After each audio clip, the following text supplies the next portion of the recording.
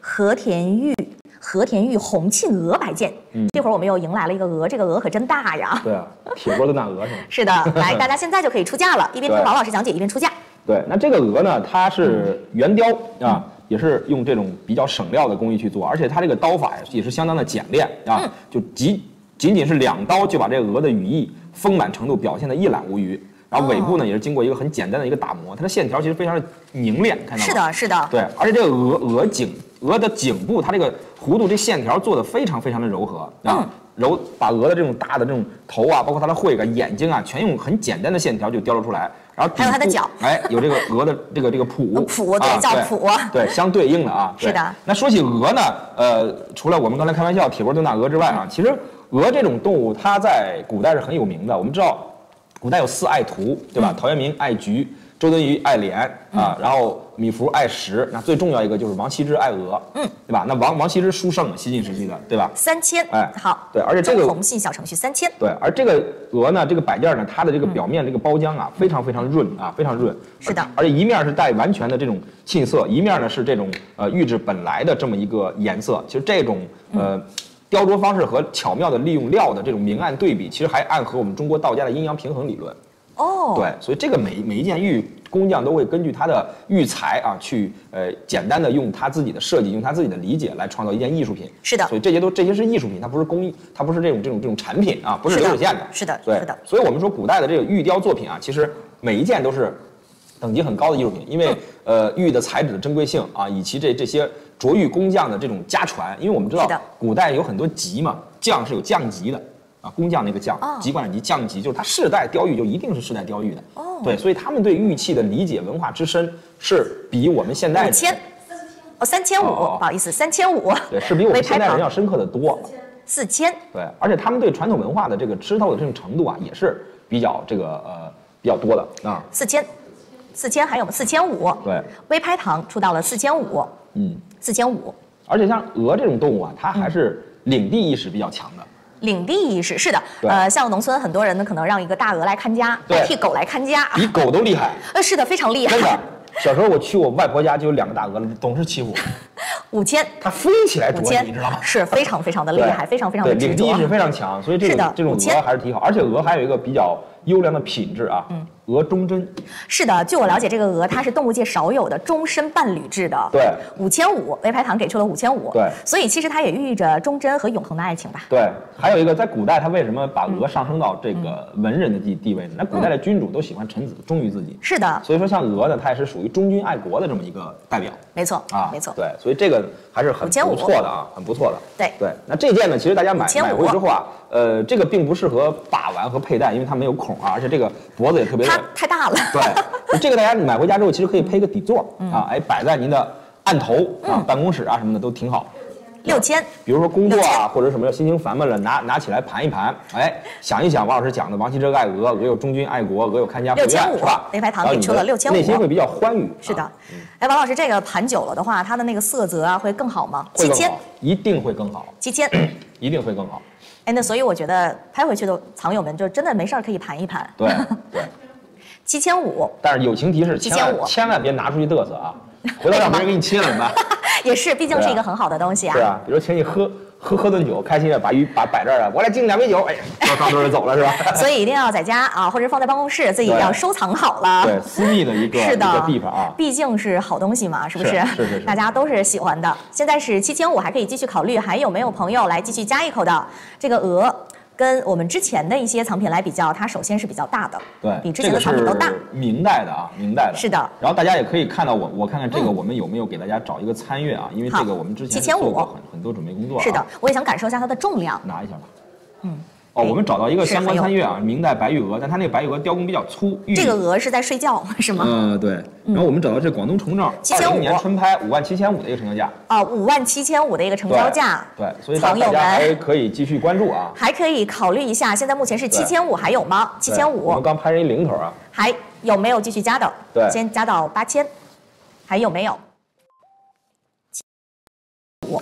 喜欢老师抓紧时间啊。7500。还有吗？7500，我们的一个和田玉红庆鹅，它是一个摆件很大，寓意也非常的好。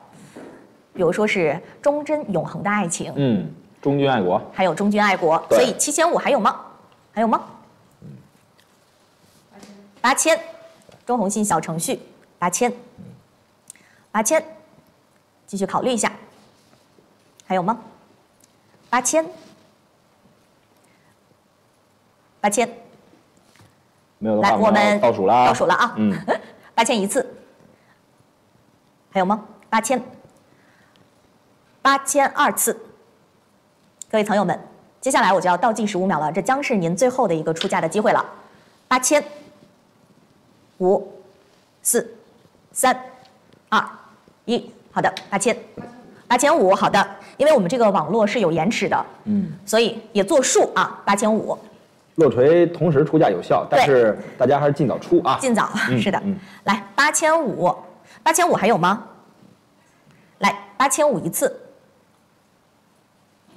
，8500两次。接下来进入倒数，这将是您最后的机会。9000，好，中红信小程序给出了9000还有吗？我觉得是可以再出一点的，因为这个确实是啊，它的寓意又好。也很有价值性。我通过历次直播得出一个不知道是不是规律啊？您说，就是女主播越漂亮，声音越好听，他们就越愿意压秒。哎呀，简直是太会夸人了，夸的我都不好意思了。那话都说到这份上了，还有没有人继续出？再加一口吧。对，再加一口吧。话都说到这份上了。好，9000一次，9000两次。接下来该进入到倒计时的环节了，希望大家不要再压秒了。这将是您最后的出价时间了。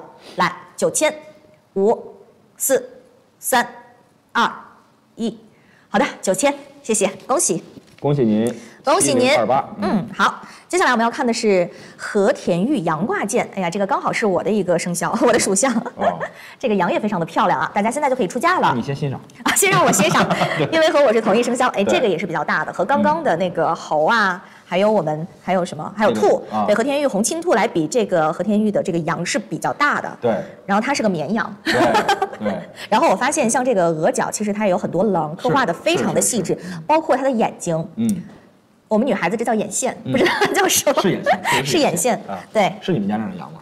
哎，感觉有点像营养，有点像我们延池那边的羊。对，是的。好，刚才呢，我们陈老师也给大家简单做了一个这个赏析啊。那这个羊呢，润白，而且里面这个结构特别细啊，这个我们用眼睛微微的依稀是可以看到里边的结构非常细。其实这就是一个好的和田料的一个判断标准。没错，白度、润度和里面质地啊，我们知道最好的这种和田玉叫无结构，对吧？那这个里边呢，微微你看这里边能看见这种棉絮状，但是这面你是看不太清楚的。确实是啊，对吧？确实是。对，所以说这个玉料啊，还是属于非常上等的啊，品级非常高。雕工呢也是圆雕式的啊，它这个两个犄角上有很多这种脚掌的这种生长纹，耳朵呀、眼睛啊。3000，包括这个羊，你看它的正面，这羊好像在笑。哎，真是有一点抿着嘴在笑啊，两个胡须，哎，中间做了一个镂空的这么一个状态。是的。两个前腿呢是一抬一握，哎，这也可以拴绳啊。然后尾巴呢是属于短尾羊，所以有可能是你们3500，对，有可能是我们延池那边的羊。对，延池那边啊。而且这个呢，脖子下方是带一个非常漂亮的一个小的沁色啊。这个一会儿我们给大家切片照片的时候，大家可以看到啊。是的，包括它的这个山羊胡，大家也都看得非常，山羊须也是非常清晰的。对，3500。那说起羊呢，它的寓意就很好了。是的，首先是不是有那种非常的叫什么祥和、安泰？对，我们现在吉祥的吉字儿在甲骨文里就是羊。哦，就是羊，所以这个羊和吉都是有同义的，是吧？是一样的，包括吉祥的祥和这个羊也很像啊。不是吉祥，其实在古代是一个字。哦，是一个字。祥的发音就来源于羊。哦，长知识了。对，而且呢，羊呢，由于它这种温顺的这种性格啊，是的，所以说它，而且你知道小羊吃奶的时候怎么吃？观察过吗？跪着吃，对，真的是跪着吃。对，所以说这个也是中国孝道中的一个代表。没错，乌鸦反哺，羊羔跪乳啊，是这都是中国传统里边的。所以说羊它带有这么多好的寓意，而且还中国本身就是一个特别注重孝道的这么一个国度，是的，对吧？而且在之前，在九品中正制以前，其实有一个做官的方式，您知道是什么吗？这个真不知道，还得请教您。举孝廉。举孝廉士，就看哪个家里出孝子，这个人然后推荐他去做官。这个人如果特别孝的话，那当地的有一些乡绅啊，怎么样，都会推荐你去做官。为什么呢？他能对自己的父母这么好，他一定能当到这个官员。哎，我觉得这么说也是有道理的，对不对？就像我们现在交朋友一样，如果说这个人对他父母不好，那远离他。没错，对，没错，对，是的啊。而且这个羊啊，这个玉料啊，说实话啊，如果咱们标准稍微放宽一点，这个真可以达到羊脂了。羊脂，对，就这一面啊，就这一面，就是说羊头的这一面。它的这个左腿和右腿这一侧，这个结构真的是特别细啊，这个真的是能达到几乎接近羊脂了啊。但这一侧可能就稍微差一点，因为这个我们能用目光看到里面是有絮子的。对，6500。对，这个太好了，这个太好了。微拍堂6500。对，清代的黄玉羊的一挂件，其实这个也可以当把件，也是可以盘它吗？盘也是可以盘。这个越盘越好，越盘越亮，越透是吗？越润。对，而且我们说育养人啊。哎，是的，7000。所以就是相辅相成的，是的，彼此互相来养成。对，而且听王老师说了这么多，我才知道，原来我的这个属相有这么多美好的寓意啊，对吧？对，安泰祥和，很不错的，对，又有孝廉之称。对，我们清代有个白玉羊，曾经在这个西岭19年拍了一个48300的一个成交价，48300。对，这个我们在每一个拍品的最后，我们都有一个这个详情参阅啊，大家可以点进去看啊。对，大家也可以看看对比一下，也可以看一下我们的这个细节展示图，非常的通透，非常的漂亮。对，7000还可以继续考虑。我们的照片拍得非常好，摄影师也很专业。但是呢，跟这件东西的实物来比的话，照片还是逊一筹。是的，不是说它拍的不好，是因为这件东西太漂亮了，非常漂亮。对，拿手一摸，真的是如凝脂一般啊，就像我们今天的专场名字一样，凝脂，太合适了。是的，就非常的切题。对，7000还有没有？来，还有没有？有没有继续考虑的？可以再加一口啊，7000。有没有跟主持人一样都属羊的？可以来自己自留一件啊，或者是家里有属羊的，非常漂亮。属羊，90年。91年的，91年，90年属马。哦，属马，是的。哎，今天我们没有马，没有马是吧？不知道，好像有。没有，我看一眼。来这个羊，8000，羊的寓意很好，也非常的漂亮。然后刚刚我也拿在手里感受了一下，就是我们看是很漂亮的，实际上您再把它拿到手里，您再去盘盘它，那个触感是不一样的。8500，微拍堂现在给到了8500，触感会更好，触感非常非常的好。8500。包括这个羊，它的细节性的一些，全都表现得淋漓尽致了，很写实。这个羊很写实哎呀，所以雕刻的工匠他得是有多高超的技艺啊！这个羊其实挺大的，但是你看咱们拿起来，在光线下看，几乎就已经透了，很透，很透。所以这个羊它这个里边质地还是很细的。是的，所以这样的质地也是很难得的，是吧？对，你看这张照片拍得多好。是呢，哎，这个羊刚好，它好像吃完草了，在休息。有人在叫它，哎，叫把头扭回去了。对，好，8500还有吗？还有没有加一口的？加到9000的还有吗？还有吗？来，8500一次，喜欢的藏友们，赶紧考虑。8500两次，还有加的吗？接下来9000，好，中红信小程序的牌友们给到了9000，9000还可以继续考虑啊，9000第一次。来，喜欢我们的这个和田玉羊挂件的藏友们，9000还有没有加的？9000第二次。接下来我就要倒计15秒了，这将是您最后的出价时刻了。好，5、4、3、2、1，好的，9000，感谢，恭喜。我们下一件黄玉瑞兽挂件，又是一个瑞兽，而且是黄玉的啊。对，黄玉和之前我们的和田玉有什么不同呢？它也是和田玉的一种玉色关于玉呢，其实我们学玉里边有5种玉啊，5种颜色的玉啊。最好的玉是红玉，红玉对，下来是黄玉然后碧玉、墨玉加白玉，碧玉、墨玉、白玉，对，白玉其实排在最末等级啊。所以这5种全都是属于我们和田玉，是吧？对。好，我们看一下这个也是采用1000也是圆雕形式雕的一个瑞兽。这个瑞兽呢，双耳，然后中间生一个独角。是的，可以继续出价。对，身上呢是有这种瘦骨嶙峋的这个脊椎感，然后身上两侧的毛发雕的还是比较的丰满，比较写实。然后腿部的这个有这种飞翅啊，就是肘、前肘、后肘和后肘是有飞翅的。那这种瑞兽基本上我们会定龙的一个嫡系的子孙的这么一个状态。原来是龙的嫡系子孙呀。对，龙的嫡子啊，因为嫡子。对，因为龙也是比较风流的嘛所以它这个4000尾巴外侧是3个这种4000分叉的啊。中红信小程序给出了4000。对，那像这种黄玉呢，本身它的玉质的这种等级就相对较高，因为它的颜色跟皇上的皇是谐音相通的。所以像这种黄玉呢，在清代宫廷里边一般是属于御用的或者是赏赐的这么两件，民间是不允许随便用黄玉的。4500。对，而且这个呢雕工特别的好啊，包浆也非常精湛。5000。哎，对，我们看一下图片啊。对，图片非常的漂亮啊。对，图片拍得很清晰啊。这个黄玉它也不是通体是黄，它也有深的颜色，比如说像它的是有沁色，发一些红啊。沁色是的。对，因为这种玉呢，它毕竟黄玉属于埋藏环境，它决定它的这种颜色。但是我觉得这样就更漂亮了，它有很多细节性的颜色了。对，就比较跳脱。是很跳脱。5500还可以继续考虑，包括它的爪子、它的背部、它的尾巴，透着红色的沁色。对，一般像这种雕回头式的瑞兽呢，它都有一种回望过去的这么一个寓意在里面。回望过去啊，对对，是的。其实我们人生有无数个过去组成，我们需要不断的回望去总结经验嘛。对。6000还可以继续考虑。6000，品相很好，包浆也很润啊。对，这个没事儿也可以盘它，都可以盘，玉就是拿来盘的。对。啊6500，微拍堂的藏友们给出了7000，好，中红心小程序给出了7000，还有吗？还可以继续考虑7000。非常漂亮啊，7000，爪子雕这个也没有瑕疵啊，我看起来也是非常完美的啊，对，全品相。7500，微拍堂给出了7500，对我也感受一下啊，哎，是有这个重量的，而且它这个细节性真的，它这个眉毛，对，眉毛它转了几圈儿，对，打卷的嘛，打卷的眉毛是的，匀式的，包括它这个爪子，它的这个条纹，就都非常的轻，就每一个小爪，好，8000还可以继续考虑，对。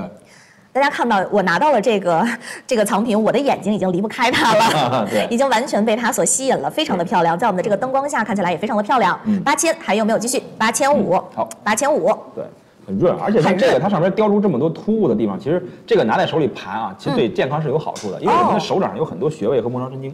所以我们经常盘会刺激我们的末梢神经和穴位。和尚的意思差不多啊，是的，对。但是人家盘核桃，咱们盘的是一个这样的一个藏物，黄玉瑞兽挂件，这个等级一下就拉开了。对，8500。你看你这么拖的时候，刚好这个瑞兽跟人是形成一个呼应的。对，刚好它的头是对着我们自己的。对，如果说你是一一个这种头朝前的瑞兽，那你需要这么拿着，这么拿着，它就是失去了一种乐趣。对，所以我们这个其实在雕刻的时候也是富有巧思的。对，8500。我们说回眸一笑百媚生，它是扭头笑才百媚生，是的。所以我们的这个瑞兽也是回眸了，虽然它没有笑，但是非常的漂亮。8500还能不能加到9000？还有没有朋友再加一口的9000？好，9000。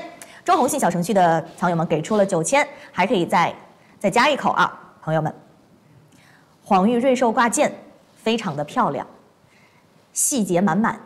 9000，品相好，包浆也润啊，寓意也非常的好。对，又是一个瑞兽，我们前面有一个瑞兽了，又来了一个瑞兽，当然两个瑞兽是不一样的。对，9000还有没有？表达平安健康长寿的瑞兽，我们自己可以送人，也可以自留。9000，这个建议大家自留啊，自留。对，自留没事盘一盘。刚刚老师说了，对健康也好，寓意也好。对，9000好，9000一次。9500，好的，9500。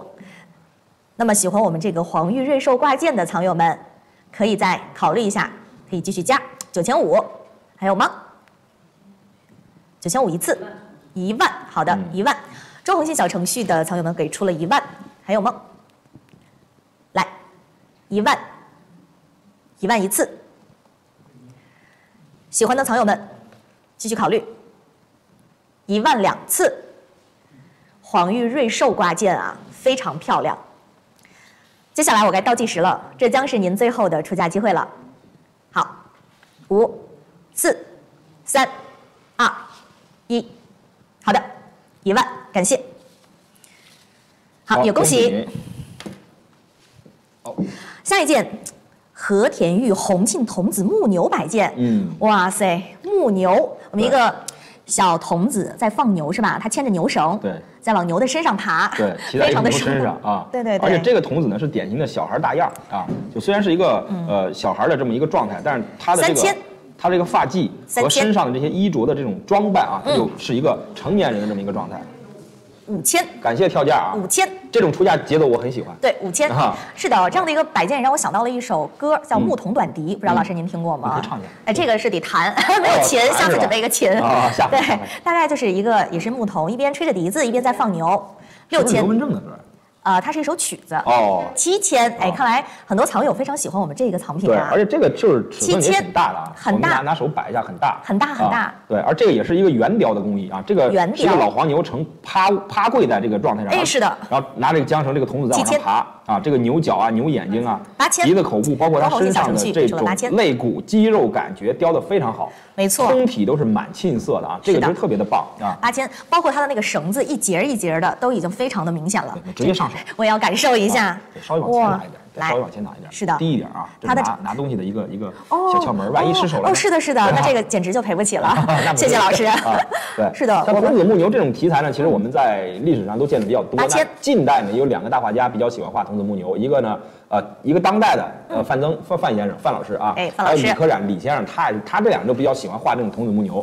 那童子木牛呢，它其实反映的是一种乡村野趣，童趣是吧？对，因为我们中国它是一个农耕社会，没错，对吧？所以说牛呢，它作为一个重要的生产资料和生活资料，它其实在几千年的历史当中，它的地位是非常崇高的啊。是的，包括我们的邻邦把牛作为圣物，印度嘛，是的，是的，是的，对吧？所以像童子木牛这种呢，它是表达一种非常欢快啊、非常国泰民安的这么一种状态。牛呢非常安静的趴在这个地上，然后呢，童子它身上进行一个嬉戏打闹，哎，有这种人与自然融为一体啊，又让这种粮食丰收啊，人民生活幸福的这么一种状态。8500，对。所以像这件呢，有喜欢的老师可以多出手价。一拍全球8500，它是一个非常大的一个料啊，非常大一个料。是我刚刚自己也在观察，包括我们的这个童子，它的这个面部非常的圆润饱满，是的，非常的好看，一看就非常的福相。对。对，那同类题材呢，我们在这个中国嘉德287拍卖会上拍过一个这样的类似的啊，拍的是34500元哦啊，但它那个就是玉的颜色是发青的，这个在我们第10号拍品最后一张图片，大家可以去点进去看，我们对比一下，我们这件呢是通体都是红沁的，非常好看，非常漂亮，非常好看啊！哎，8500，我们还可以继续考虑。对，有喜欢老师抓紧时间啊。9000，中国新小程序，9000，和田玉红。9500，好的，9500，一拍全球给出了9500，这真的是一件艺术品了。对，特别漂亮，非常漂亮，而且它的这个神态也是惟妙惟肖，而且它这个童子抓这个缰绳，脑袋往上看，是吧？一脸祥和，圆圆的脸，非常的满足。该回家吃饭了。是的，9500，这预示着我们这个童子他感受到生活也是非常幸福的，是的，也寓意着哎，我们拍到了之后，我们的藏友生活也是吧，步步高升。对，1万。周红新小程序给出了1万，哎，看来这一件藏品也是受我们藏友的喜爱啊。因为在这个藏品当中，我们出现了跳价，很受欢迎。来1万，还可以继续考虑啊。大家也可以看一下它的细节性，它值得你们跳价。11000，它值得跳价。对，很多细节，包括这个童子拉的这个缰绳，它每一节都非常的突出。包括这个牛的这个脊背、肋骨啊，好几盖儿。对，这个肋骨也是都那个牛蹄子，哎，牛蹄子也是，牛蹄子的细节也刻画出来了。对，包括我们的这个木头也是看起来胖墩墩的，对，很写实，是小孩大样嘛。是的，典型青春期的雕刻风格啊。是的，11000还有吗？12000，中红新小程序给出了12000。还可以继续再加，12000，和田玉红沁童子木牛摆件，非常的漂亮，非常的剔透，在阳光下，在我们的灯光下都可以看出，哎，它的亮度、它的通透度都非常的好。还有吗？12000，还可以继续考虑，12000。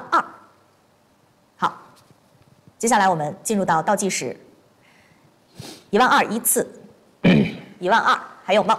还有加一口的朋友吗？12000两次，接下来就要进入到倒计时环节了，这将是您最后的出价机会了，各位藏友们。好的，5、4、3、2、1，12000，好，谢谢，恭喜4414啊，恭喜。好的，我们下一件和田白玉牛皮老虎，什么叫牛皮老虎啊？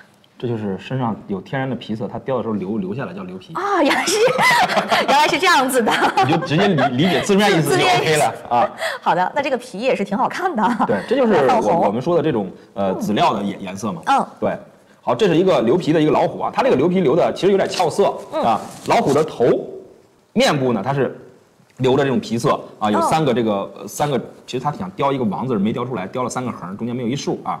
对，它这2个，其实它这个兽头啊，老虎的这种头啊，它是仿汉代这么一个兽头的雕刻方式啊。对，它的眼睛呢是上下合眼的啊，2000。对，然后尾部啊就右后腿方向也是留了一块皮色，然后右肩部位是留了一块皮色啊，这3个皮色把整个正面老虎的这个节奏感是衬托的非常的鲜明，而且身上用这种浅刻的这种双股浅刻，2500。它把老虎身上这种一拍全球2500纹理和毛发就完全的雕刻了出来，而且这个尾部也是有双股的这种阴刻线来把这个尾部的这种老虎的这种皮色雕出来啊。底部呢4个爪4个足，哎，雕的也是非常传神。它是呈趴卧式状态。那这个老虎的耳朵呀，包括它的这种整体的状态，3000，就给人感觉这个老虎是特别的安详，它不是那种特别凶猛的那种虎。没错。所以这件呢也是工匠是因材啊施工，就先雕完这个料，因为它这个老虎的身子整体是一个往后侧的这么一个状态。是的啊，它睡着了吗？没有睡着，没有睡着，但是还是很安详，是吧？哦，是睁着的。对。哦，是的，它的眼睛是看着我的。对。然后确实是这个王，为什么他没有雕那一竖呢？3500，老师盲猜一下。可能是怕3500破坏这个整体的工艺布局啊。还有一个他雕那个，因为他这个3个横比较浅，如果他雕的话，可能怕玉崩掉。影响整个状态。是的，是的。对，3500。对，你看以之前我们看到这个老虎头上带王的啊，它是先雕中间那一竖，然后对着雕。哦，是的，它不是说先雕3横再雕一竖，它不是4下雕的，它是1下、2下、3下、4下、5下、6下、7下。所以雕刻的时候也是非常的小心啊。7下不雕一个王字，这个他可能一开始就把3个横雕完了，雕完之后一想，哎呦毁了，这不能雕了，所以可能我猜是这样啊。对，但是也挺有特点的，与众不同了。有抬头纹的老虎。是的，4000。对，你像老虎啊，4000。说起老虎来，我们可能首先会想到丛林之王，比较凶猛，是的，对吧？那其实老虎呢，它也是我们药王孙思邈的坐骑。哦，是吗？对，因为当时有一个典故，就是孙思邈在深山里面采药的时候，然后呢，突然就看见一个老虎张着嘴，干嘛呢？老虎的嗓子里边有一个特大的一个脓鼓包，老虎就让老虎生病了，去救它。对，然后孙思邈说：“这，但是我要救了它，它给我吃了怎么办？”是的。所以呢，孙思邈就做了一个环儿，撑在老虎嘴里，那个环现在还有，叫虎撑。虎撑就是撑在那嘴，你放一个铁环进去，你咬不下来啊。哦，是的。然后伸手进去，哎，把那个东西扎在它嗓子那东西揪下来，这是什么呢？一个钗。老虎吃了一个女子手上有个钗，那钗插它喉咙上，所以4500，所以它就4500，嗓子发炎嘛。是的，就像我们吃鱼刺儿给插到喉咙里面了，差不多的意思。但是经此一事之后呢，这老虎就顿悟了，就从此就吃素。哎呦，这还把老虎悟出来，老虎就跟着孙思邈了。哦，就成了他的坐骑了。对，你看全国各地其实有很多地方都有药王庙。是的，是的。药王庙如果药王庙你发现这个像身边有个老虎，那他就是孙思邈。哎呦，我又长知识了！哎，真的是和您合作简直了，太享受了，可以学很多的知识。相信很多藏友们也是啊，都已经。然后老虎呢，它还最重要一个是什么？在古代，其实老虎是兵权的象征。哦，兵权。对，目前我们全世界就发现一对虎符啊，好像在中央博物馆，那就是兵权的象征。虎符一般是将军才有的吗？还是帅才有虎符啊？对，就是现在中央军委主席啊。给你一个，他拿一个，然后他把这给你俩一凑。工匠这个将帅是只认符不认人，谁拿符他就听谁的。对，是的，这种等级地位非常高。是的啊，来4500还有吗？还可以继续考虑啊。